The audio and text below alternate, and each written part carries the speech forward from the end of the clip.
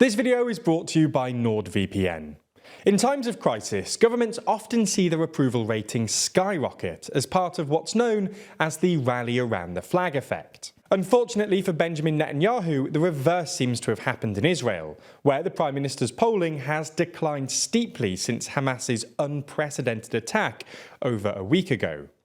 A majority of Israelis now expect Netanyahu to resign at the end of the war, and a plurality would prefer opposition leader Benny Gantz as Prime Minister. So in this video, we're going to explain why Netanyahu was a controversial politician in the first place, why the war has made him less popular, and whether this could finally be the end of Netanyahu.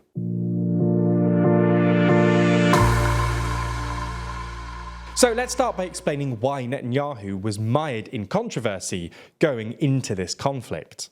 Essentially, from 2019 until the end of 2022, Israel struggled to form a stable government because most mainstream parties have refused to work with Benjamin Netanyahu, who's currently on trial for charges of corruption and bribery. Despite his legal troubles, a plurality of between 25 and 30% of Israelis still supported Netanyahu's Likud party, and this made forming a coalition with them very difficult.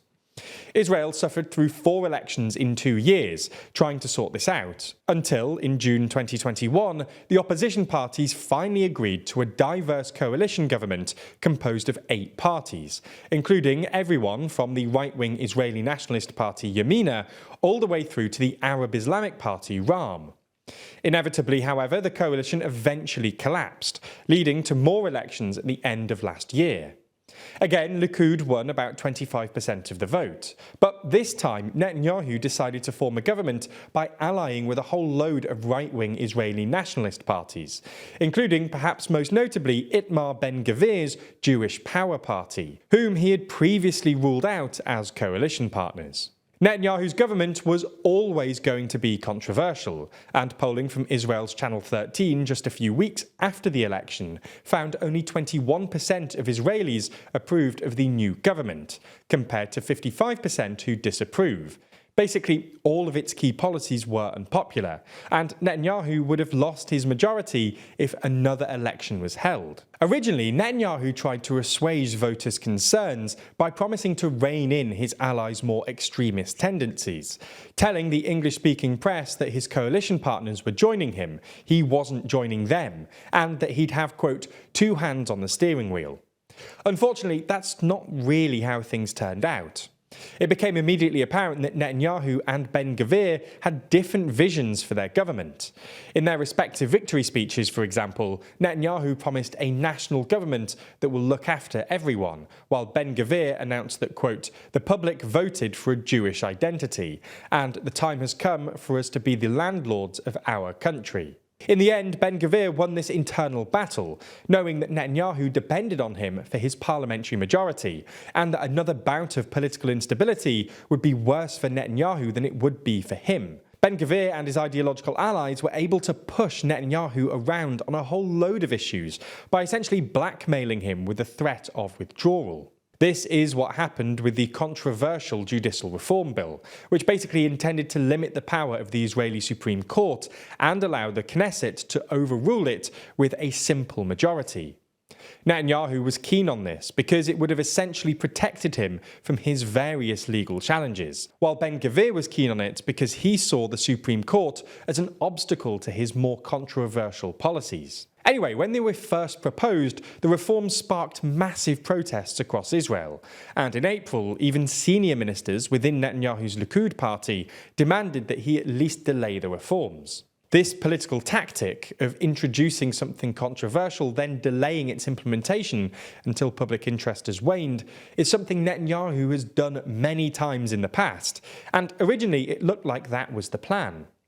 However, Ben-Gvir said he'd bring down the government if reforms were delayed. So, to placate him, a few days later, Netanyahu gave him his own National Guard, designed for, quote, national emergency situations, which Israel's police commissioner dismissed as nothing but a waste of resources, and opposition leader Yair Lapid described as a private army of thugs. Ben Gvir was also apparently able to push Netanyahu into expanding his settler policy, with plans to triple the number of settlement units this year. And just a few months after being sworn in, Ben Gvir caused a stir when he visited the Al-Aqsa Mosque, which has become a point of tension between Palestinians and Israelis, and was explicitly cited by Hamas as the cause of their attack. While pandering to the right might have kept him in power, it didn't endear Netanyahu to the median Israeli voter.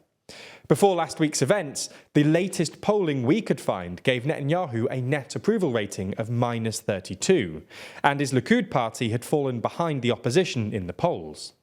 Now, you might expect last week's events to be good news for Netanyahu.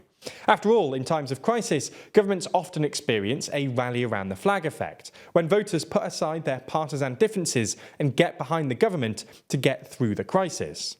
For example, this is what happened to George Bush after 9/11, when his approval rating went from about 50% to 90% in the space of a few days. Unfortunately for Netanyahu, it seems like the reverse has happened to him, and he's actually become less popular.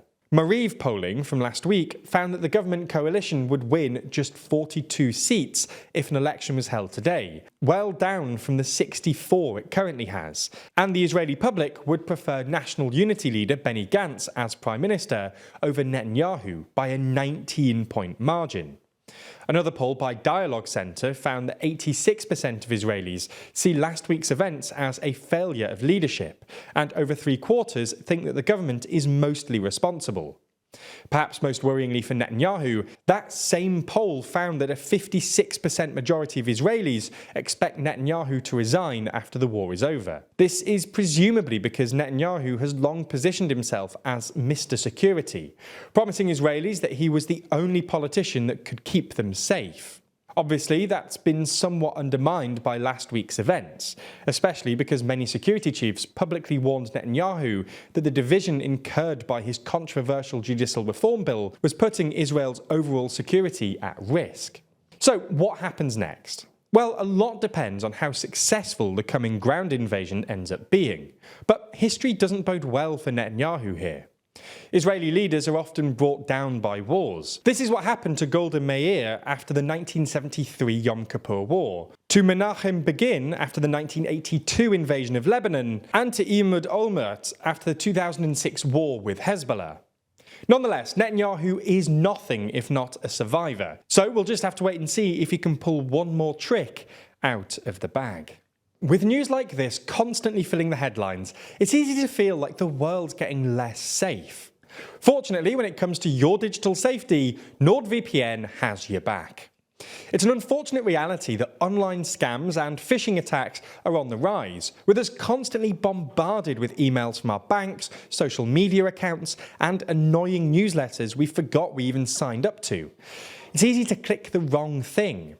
One weak link can compromise security and bring things crashing down.